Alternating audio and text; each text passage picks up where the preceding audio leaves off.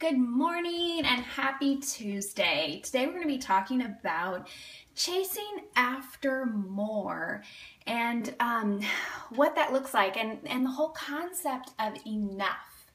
I've been reading this book by Wayne Mueller called A Life of Being, Having, and Doing Enough, and it's really been causing me to think about this whole concept of enough. And so I wanted to talk with you about that and what I've been thinking about recently. So welcome. Good morning. For those of you who are new, my name is Crystal Payne and I am the founder of MoneySavingMom.com. I am also the creator of the 14-day online course called Make Over Your Mornings, and that's at makeoveryourmornings.com. So good to see so many of you. I have to show you quickly this mug. My husband, last night at dinner, he brings this wrapped up package and he hands it to me and he says, open it up. And so while I was in Israel, he took the kids to a ceramics store and he painted this. You can't really tell because he did such a good job, but he painted this in my favorite color and he drew or painted tulips on it, which are my favorite flower. And he gave it to me. So they had it, whatever they have to do at the ceramic store after you paint it, they just picked them up yesterday. And so, yeah, it has a lid too, and it's like my favorite type of mug. But anyway, it meant so much to me. It was a surprise, and it was the sweetest thing ever, and I cannot wait to use it. So yesterday I talked about the happiness dare. Oh, you're gonna say good morning? I talked about the happiness dare, and that's something that's making me happy today. Say good morning. Good morning. Did you want to tell them anything? No. No, you just wanted to say hi. All right. Okay, you can go finish your stuff. Alrighty, so chasing after more when you already have enough. Hey, Jennifer. Okay, so for those of you who know, I've been kind of following along, you know that this is my year of rest. And by that, I mean that I was really convicted at the end of last year that I was going to stop chasing, stop hustling, stop really just letting myself get stretched so thin that I didn't have room to breathe. And so I said no to a bunch of things. I made a bunch of changes and just really designated 2016 as my year of rest. And I've been learning so much in this journey. You know, we're 3 months into the year and I have learned so much in those 3 months. And just realizing how much of my worth was in my work. It was in the impact that I was making. It was in the things I was doing. It was in how much I crossed off of my to-do list.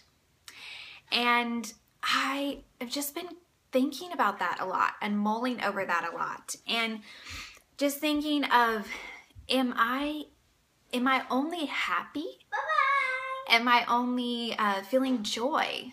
Am I only feeling contentment when I'm doing a lot, when I'm getting a lot done, when I'm making what looks like a big impact? Is that what my joy and my fulfillment and my happiness is coming from? Or am I content? Is a quiet, small life okay? Is that enough? And so really thinking about that concept. And so this book that I've been reading, A Life of Being, Having, and Doing Enough. Honestly, there are some things in this book that I don't necessarily agree with. I think theologically, I probably would not be on the same page. I'm not really sure. I'm only, you can see how far I'm in. I'm not all the way that far in. But there's been some things that have been a little bit, I don't know, I don't think I've agreed with. But it's really caused me to think. Yay, you got into comment. The author is Wayne Mueller, I guess is how you pronounce his name. And but it's been causing me to really think of the concept of enough and just what does that look like in my life? And so I've been asking myself a few questions. I've been asking myself, what does enough look like? Really, what does that look like? Will I ever feel like it's enough? Would I be settled right where I'm at with what I have? Would I be content if I knew that where I am right now never changed. I've really been thinking about that because I feel like so much of our life we are discontent because maybe we want to lose weight, we want to become more organized, we want to do a better job in our marriage or our homemaking or our business or whatever it is. But thinking of, would I be content if where I am right now never changed? For me, two things that I thought of is, one, the number of children. Some of you know that we have 3 kids, and I always thought I would have 12, and God's only given us 3. And it's been, my baby is turning 7 in May, and we've only had 3. And I have a choice that I can, yes, there's nothing wrong with praying for more. There's nothing wrong with that. But if I spend all of my life longing for more and wistfully looking at those moms who are pregnant and have babies and think, well, I really wish that was me too. And just really focusing on what I don't have and the infertility, or I can focus on what I do have, that God's given me these 3 beautiful children to pour into, to love. And so when people ask me, they're like, well, I know you wanted to have more kids, and just for me to say, I truly am content. Yes, there are moments when I see those little babies and it hurts my heart. Yes, I'm honest. There are times when someone will announce a pregnancy that it's been really hard for me. But at my core, I'm content. And I can say that I want to pour myself into exactly where I am, exactly what God's given me. Another situation is our house. You know that we're renting right now, and we rented this house sight unseen. And there's been a lot of problems with this house. We've had huge water leaks. We've had multiple air conditioner issues. We've had heater issues. We've had termites. We've had just bug problems and just so many different things that we've had in this house. And the setup isn't really conducive for how we do our home life and working from home and homeschooling. All my kids are kind of crammed into one room right now. And long term, it can look like, this isn't really a great home for us. But really asking myself, would I be content if where I am right now never changed? Would I be content? If I knew that for the rest of my life, this was the house that we were going to be living in, would I be content with that? Maybe for you, it's your income level. Maybe it's that you would love to have better friends or deeper relationships. Maybe it's your marriage, that you're struggling in your marriage, or that you would love to be married. Maybe it's that, just where you're living, or the church that you're in, or the church that you can't find, or whatever it is. Would I be content if where I am right now never changed? And then number 3, to piggyback off of that, to say, how can I do less chasing and more embracing? How can I do less chasing and more embracing? So for me, that's saying I'm going to embrace the fact that God has given me these 3 beautiful children, and I am so grateful for these 3 children.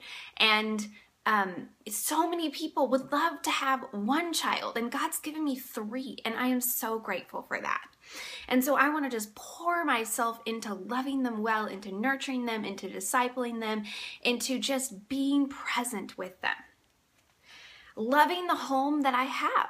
Loving the home that we're in right now, being able to laugh at the termites, to laugh when we have the earwig infestation. We've had so many earwig infestations, and it's been a challenge. And to just be able to laugh at that and say, okay, we're going to learn about earwigs, and we're going to do what we can to take care of them. When there's a huge leak, when there's been, when the air conditioner won't work for 3 weeks, and we have trouble getting someone to come and fix it, and then they fix it, and it's not fixed, and then they try to fix it again, and it's not fixed, and that happening over and over and over again, just learning to laugh and make memories and just, kind of find the funny in those situations and embrace and say, you know what, we have a beautiful home with a beautiful kitchen, and the setup might not be ideal, but so many people would love to just have one room.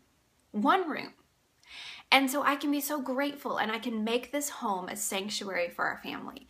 I can make this home a welcoming place for our family. And I can embrace right where I am instead of chasing after what I don't have right now. So I just challenge you with that. Instead of chasing, start embracing.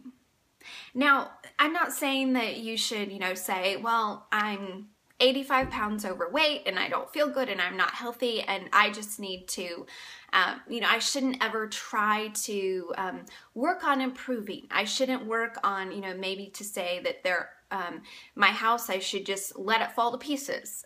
That's not embracing. We want to make the most of right where we're at, and we want to take those baby steps in a better direction. I'm not saying that we shouldn't be setting those goals and working towards them, but at the same time, how can we embrace right where we're at and be content right where we're at? Because if you struggle with your weight, or your house isn't ideal, or the job situation isn't ideal, you can make those tiny changes in the right direction, but at the same time, embrace exactly where you are instead of thinking, when I get to there, then I'm going to whatever.